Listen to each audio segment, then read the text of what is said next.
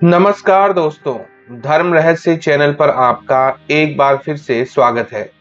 आज हम लोग एक अलग ही देवी जो कि ग्रीक देवी कहलाती हैं, उनकी साधना के विषय में ज्ञान प्राप्त करेंगे। तो चलिए पढ़ते हैं पत्र को और जानते हैं इन देवी के रहस्य के बारे में।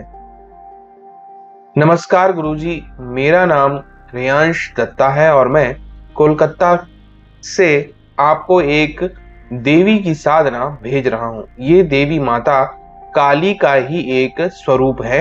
ये ग्रीक धर्म में तंत्र की देवी कही जाती हैं। मैं ये साधना सिर्फ आपको भेज रहा हूं और किसी चैनल पर यह प्रकाशित नहीं होगा। आप चाहें तो इस पर वीडियो बना सकते हैं। हेकेट एक प्राचीन देवी है जो जादू, मंत्र और जादू टोना की शक्तियों की अध्यक्षता करती हैं। वह कई प्राचीन लोगों द्वारा पूजा उनकी की जाती थी, विशेष रूप से यूनानियों और रोमनों द्वारा। जैसा कि मैं अक्सर कहता हूं कि यह शक्तियां और गुण जो सबसे ज्यादा मायने रखते हैं, ना कि वह नाम जिसके तहत किसी भी संस्कृति में आत्मा को माना जाता है। हेकेट अन्य संस्कृतियों में पाई जाने वाले जादू की देवी में इनके समकक्ष पाया जाता है, जैसे मिस्र में आइरिस, स्लाव परंपरा में बाबा यगा और सेल्टिक परंपरा में क्लियोधना। ग्रीस और रोम की शास्त्रीय दुनिया के साथ हमारे गहरे ऐतिहासिक और आध्यात्मिक संबंध के कारण हेकेट वह नाम है जिसके तहत इस आत्मा की सबसे अधिक पूजा की जाती है और आज भी इसे बुलाया जाता है। हेकाटे साधना से लाभ।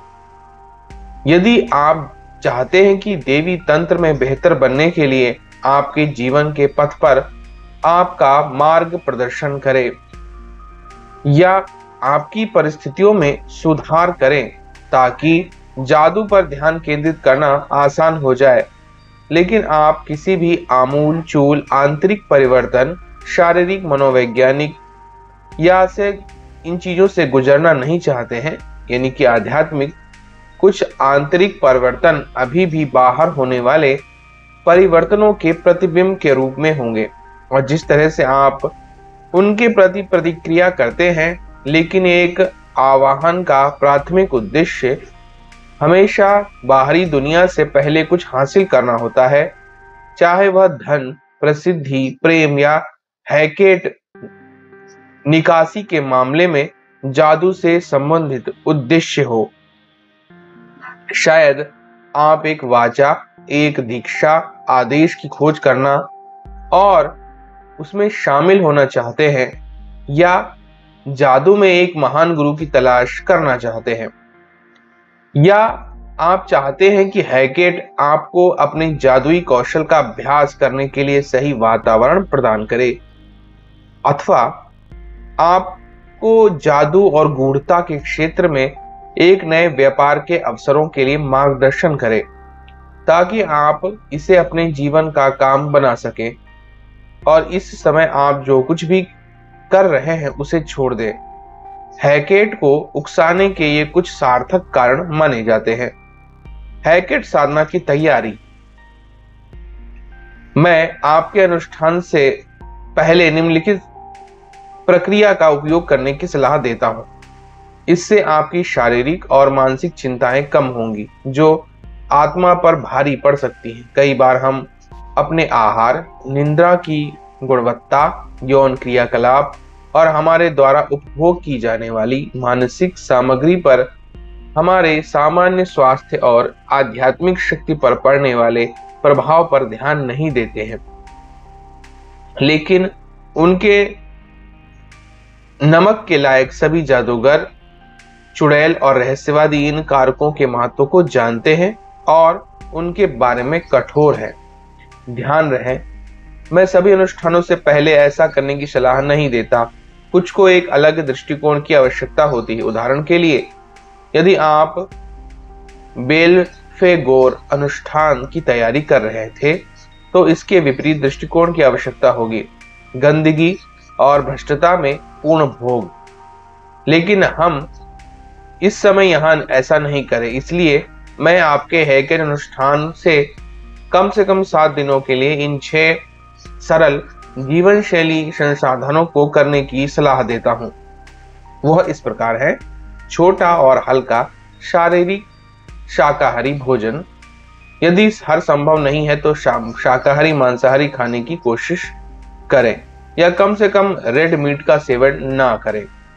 आप जितना कम मांसल खाद्य पदार्थों का सेवन करेंगे, आपका भौतिक शरीर उतना ही कम आपकी मानसिक स्पष्टता के रास्ते में आएगा।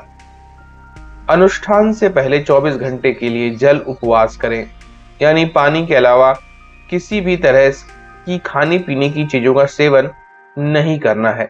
जाहिर है, अगर आप इसकी सुरक्षा के बारे में अनिश्चित हैं तो अपने डॉक्टर से सलाह लें। गहरे काले वातावरण में और हर रात कम से कम 8 घंटे सोएं। आधी रात से पहले सो जाएं। रंगों को नीचे खींचे और पूर्ण आराम और कायाकल्प का आनंद लें। किसी भी यौन गतिविधि में शामिल ना हो।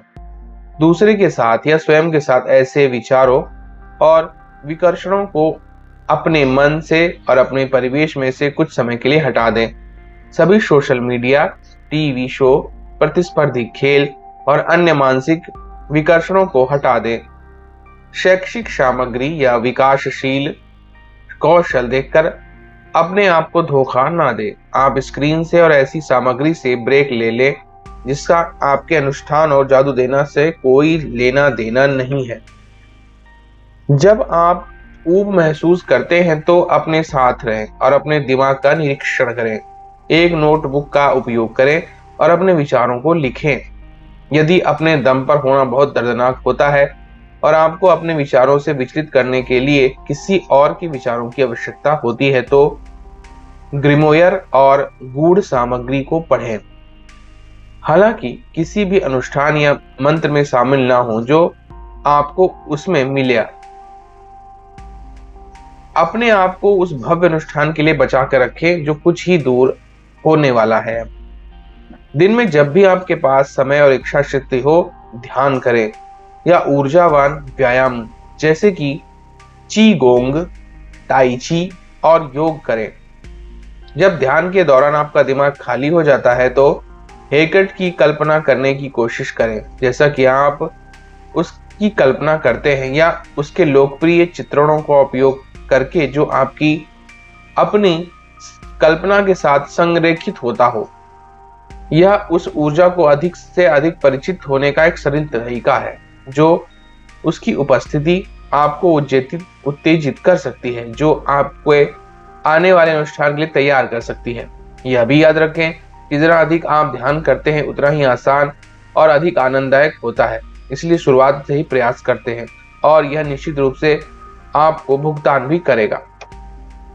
यह सब करने के लिए एक महत्वपूर्ण प्रतिबद्धता की आवश्यकता होगी यदि यह एक स्थायी जीवन शैली में परिवर्तन हो, लेकिन ध्यान रहे कि यह सिर्फ 7 दिनों के लिए है। यह आपको मजबूत और तेज बना देगा और यह आपकी भक्ति और आपकी उपस्थिति में कुछ व्यक्तिगत बलिदान करने की इच्छा को दिखाता है। जैसा कि कहा जाता है, कोई दर्द नहीं, कोई लाभ नहीं, लेकिन बहुत संभावना है कि आप इस प्रक्रिया में बहुत अधिक मूल्य पाएंगे और इसके कुछ पहलुओं को बाद में अपने दैनिक जीवन में शामिल करेंगे। हेयरकट अनुष्ठान करने का सबसे अच्छा समय।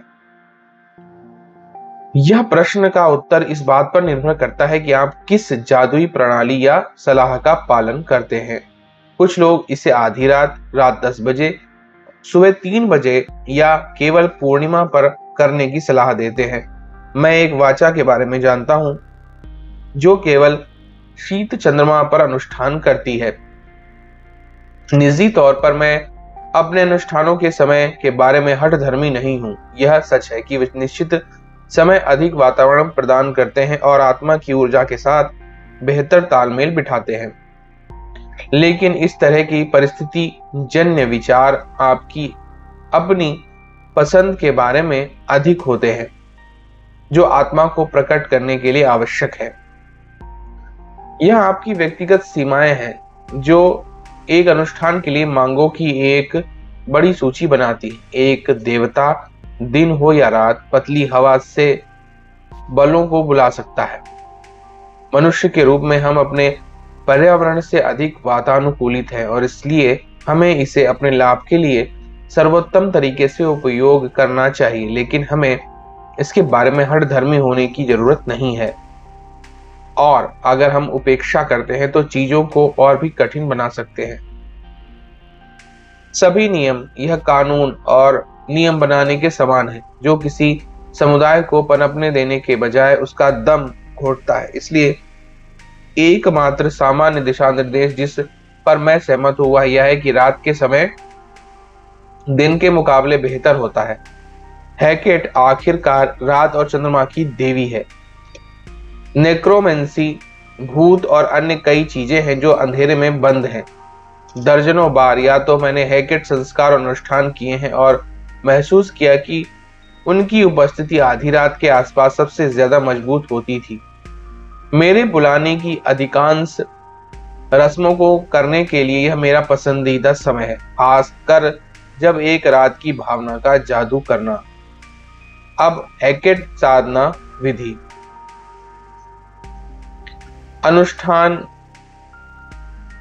और टाई आइटम आवश्यकता। नमक, 3 मोमबत्तियां, चांदी, हरा और लाल रंग, नीलम पिरामिड या नीलम गोलाकार ऑर्गेनाइट पिरामिड ऑनलाइन पाया जा सकता है। एक छड़ी, लकड़ी या धातु, एक ब्लेड, खंजर या तलवार, लाल, काले, बैंगनी और बैंगनी अनुष्ठान वाले वस्त्र। त्वरित व्याख्या। नीलम वह कीमती पत्थर है जो प्रतीकात्मक और ऊर्जावान दोनों तरह से हैकेट से मेल खाता है।